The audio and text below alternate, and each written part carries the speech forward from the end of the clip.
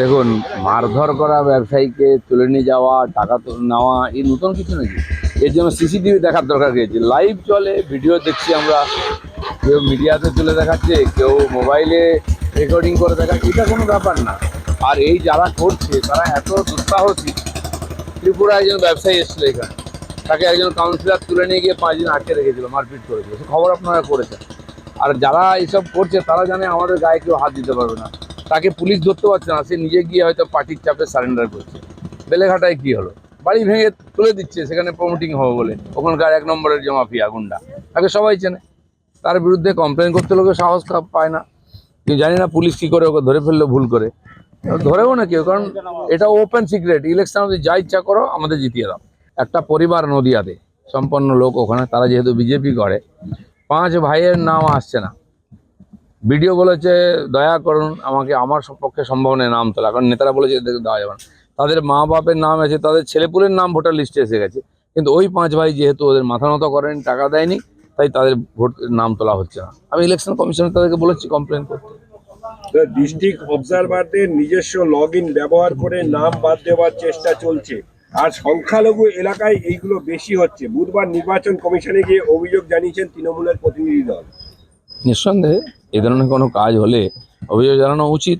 অভিযোগ তো এখানে জানাতেই দেওয়া হয় না। আর যারা আমাদেরকে অভিযোগ জানাতে দেয়নি তারা কেন অভিযোগ জানাতে যাচ্ছে নির্বাচন কমিশনে? কি এমন হয়ে গেছে পরিস্থিতি? না, এতদিন ধরে ডিম আর ফলের যে ব্যবস্থা ছিল সেগুলো কি বাচ্চারা পেয়েছে কোথাও? সেও তো লুট হয়ে গেছে। তো এবং ডবল দেখানো হয় নাম, ডবল মাল আসে, তাও লুট হয়ে যায়। আজ যদি সরকার কাউকে পয়সা দেয় খেতে, তো তাতে অসুবিধা কি আছে? খাওয়ান, পয়সা দিচ্ছে অন্য কেউ, বাচ্চারা তো কিছু পা কমপক্ষে। ভুল করে কিছু হয়নি, ইচ্ছা করে করা হয়েছে। 1.5 কোটি লোককে হ্যারাসমেন্ট করা হয়েছে ডেকে।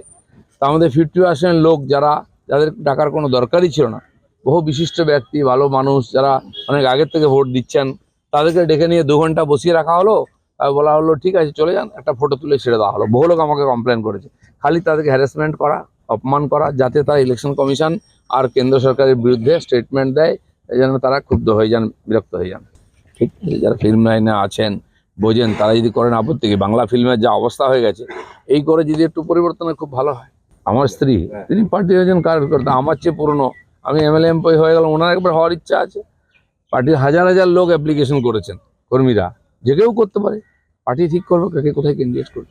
ডায়মন্ড হারবার যাচ্ছেন আপনি, এর আগে আমরা দেখেছি যে মুরুগান আইএএস অফিসার, তাকে ঘিরে বিক্ষোভ হয়েছে। জগৎ প্রকাশ নাড্ডা, তাকেও ঘিরে বিক্ষোভ, তার গাড়ি ভাঙচুরের চেষ্টা হয়েছে। ডায়মন্ড হারবার আমি আজকে যাইনি, আমি গেলে আমার নামে কেস দেয়, এবারও দেবে। অন্যদের বিক্ষোভ দেখায়। ডায়মন্ড হারবারের গ্রামে গ্রামে আমি ঘুরেছি, সাইকেল নিয়ে ঘোরা লোক। আমি সাউথ 24 11 বছর RSS এর প্রচারক ছিলাম, তখন ওখানে সব গ্রামে গ্রামে ঘুরেছি। বিজেপিতে আসার পরে ওখানে গিয়ে সভা করেছি, আমি কোনো জায়গায় বাদ যাইনি। আর সবচেয়ে বড় সভা ওখানে 19-এর আগে করেছি, 20,000 লোকের ডায়মন্ড হারবারেতে।